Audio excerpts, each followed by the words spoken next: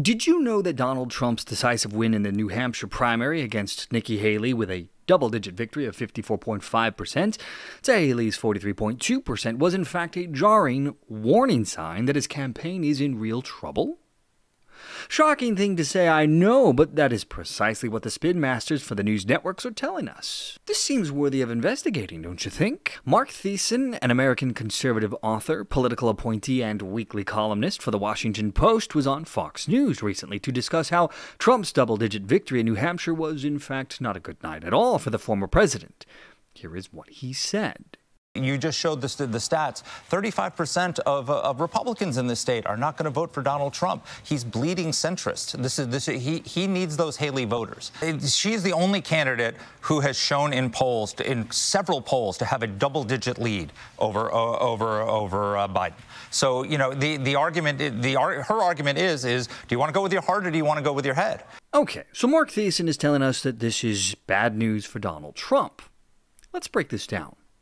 In the New Hampshire primary, the voter turnout was record-breaking with more than 300,000 voters participating. Out of those who voted, Republican voters made up roughly 50%, and 75% of these Republicans voted for Donald Trump. That's 3 out of every 4. The other half of the voters were independents, and Nikki Haley won that group by 58%.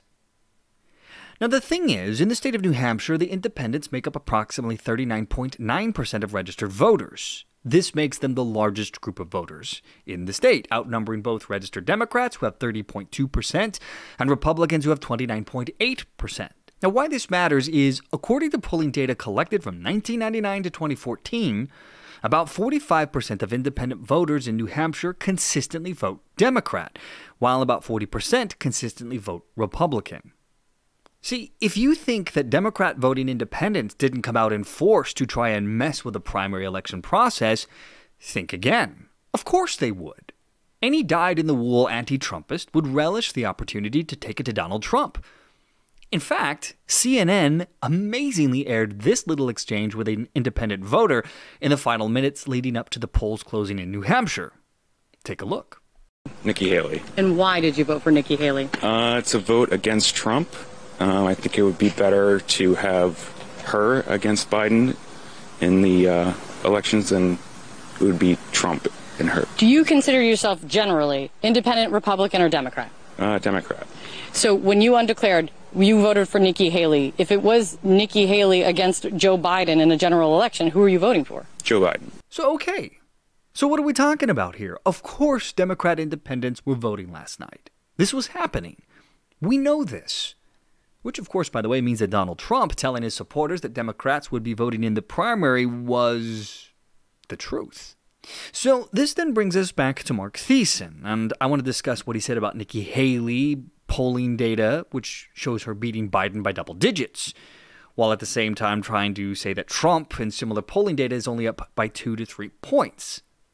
Now, I'm sorry, but if you have 69% of Republicans polling as supporting the former president, while Haley is barely scraping by with 12% of potential primary voters, meaning Republicans, in the same survey, how in the world are you getting the leap of logic here that Haley, who is getting decimated in the Republican primary, will somehow poll better in the general?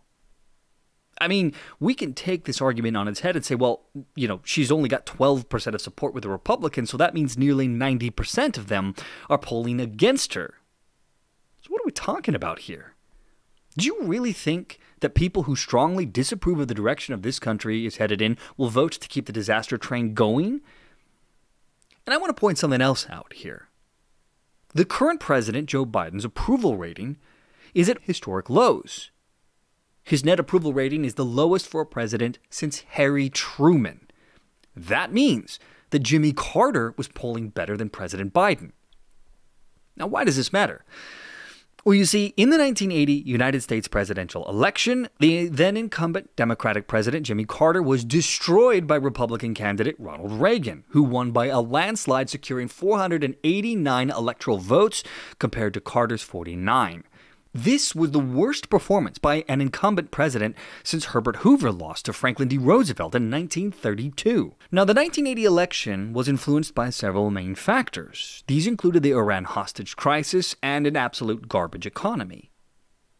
So think about this. Biden is polling worse than Jimmy Carter. And as well he should. Aside from the fact that he seems to be suffering from some sort of dementia. We'll teach Donald Trump a valuable lesson. Don't mess with the men in America unless you want to get the benefit.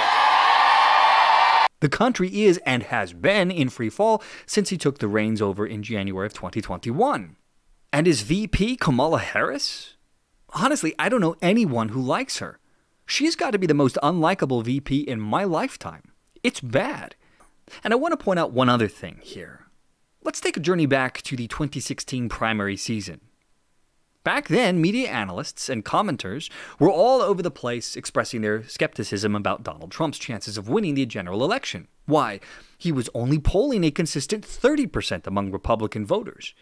Do you remember this? I do. They based their skepticism on several factors. First, analysts were pointing out that while Trump's 30% polling indicated a solid base of support within the Republican Party, it also suggested a ceiling that he might struggle to break through. They argued that Trump's controversial statements and unorthodox campaign style would alienate other voters, making it difficult for him to expand his support beyond that 30% base. Remember that? Then there was a belief that Trump's high unfavorability ratings among the general electorate would hinder his chances in the general election. Even as he led the Republican field, his favorability ratings at the time were middling among Republicans and poor among the broader electorate. Sounds familiar, doesn't it?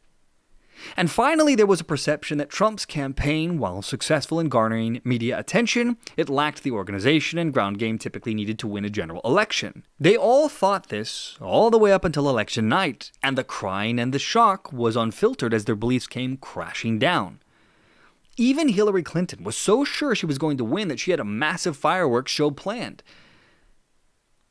In retrospect, those analysts underestimated several factors that contributed to Trump's victory in 2016.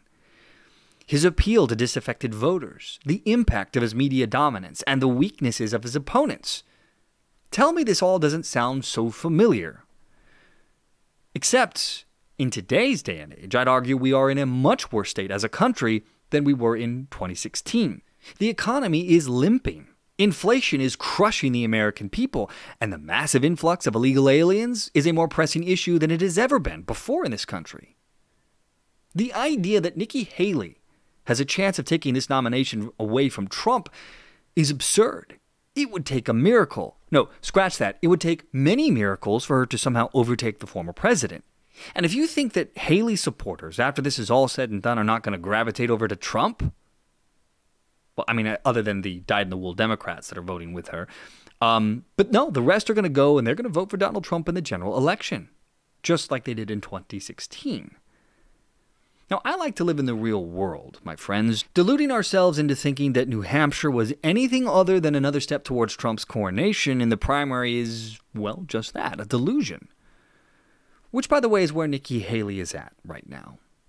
As Fox News reported, they said that despite the loss, Haley has vowed to stay in the race.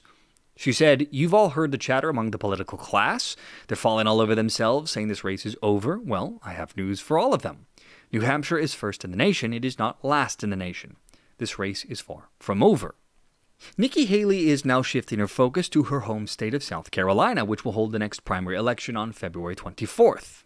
But it doesn't look good for her there either. Trump, according to polling data, will likely get more than 50% of the vote there, if things remain as they are. I honestly don't see a path to victory for Haley here. Doesn't seem like she has much of a prayer, does it? And that, my friends, is going to bring our episode to a close once more. From the Topical Umbrella, I am Adrian. Thanks for watching. I'll see you all next time.